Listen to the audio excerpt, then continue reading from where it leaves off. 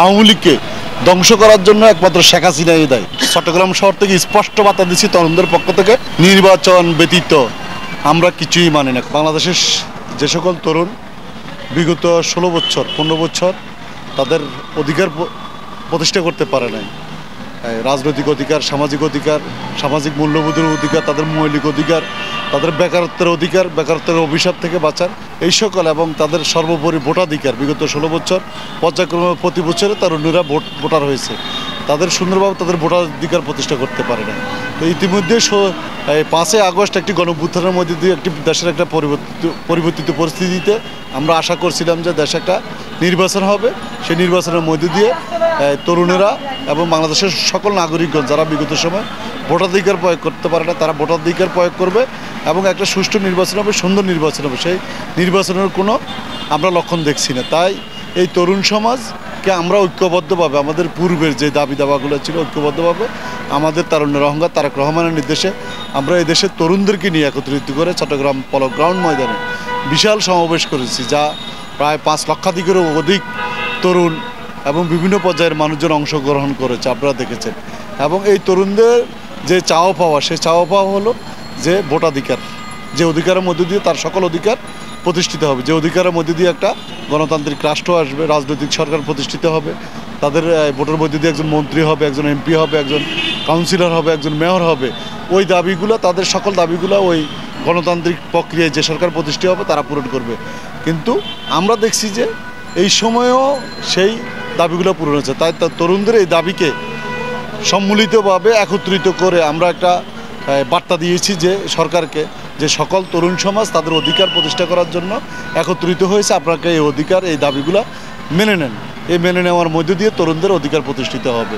আশা করি বর্তমান সরকার তরুণদের এই সমবেত হওয়াকে, তারুণ্যের মহামিলনকে দেখে আমরা আশা করি এই সরকার এই গুরুত্ব দিয়ে অতি শীঘ্রই একটি নির্বাচনের ব্যবস্থা করবে ইনশাল্লাহ। শেখ হাসিনা তার রাজনৈতিক দল আওয়ামী লীগকে ধ্বংস করার জন্য একমাত্র শেখ হাসিনাই দায়ী এবং শেখ হাসিনা নিজেই পর্যায়ক্রমে আওয়ামী লীগকে ধ্বংস করতে করতে সে আওয়ামী লীগের কবর রচনা করছে কোথায়, কখন?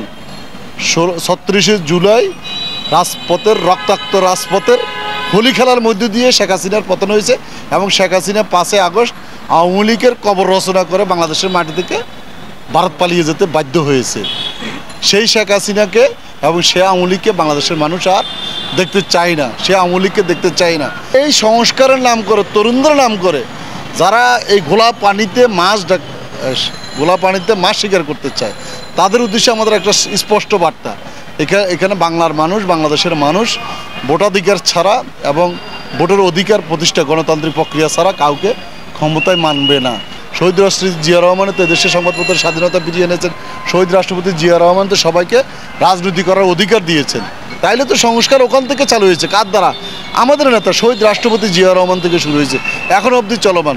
যেই সকল বিষয়ে সংস্কার প্রয়োজন, রাষ্ট্রের এবং সমাজের মানুষের প্রয়োজন, সে সকল সংস্কার চলবে।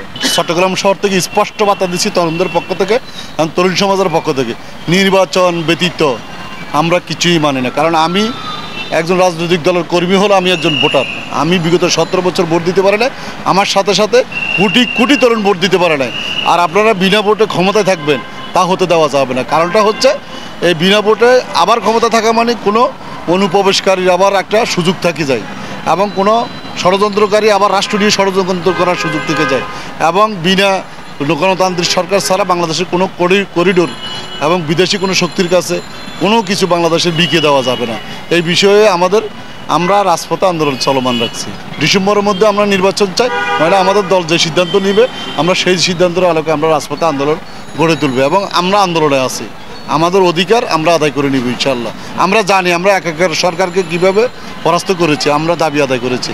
আমরা এই সরকারকেও আমরা আমাদের দাবি আদায়ের জন্য আমরা গণতান্ত্রিক আন্দোলন করব। আর ডক্টর ইউনূস সাহেব একজন সজ্জন ব্যক্তি, আমাদের চট্টগ্রামের কৃতি সন্তান।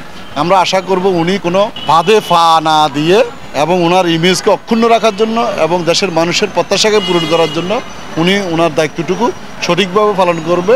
জনগণের যে অধিকার, সে অধিকার প্রতিষ্ঠা করার জন্য, ভোটাধিকার প্রতিষ্ঠা করার জন্য উনি কাজ করবে এবং গণতান্ত্রিক সরকার, রাজনৈতিক সরকারের কাছে ভোটে যাদেরকে নির্বাচন করবে তাদের কাছে ক্ষমতা হস্তান্তর করবে।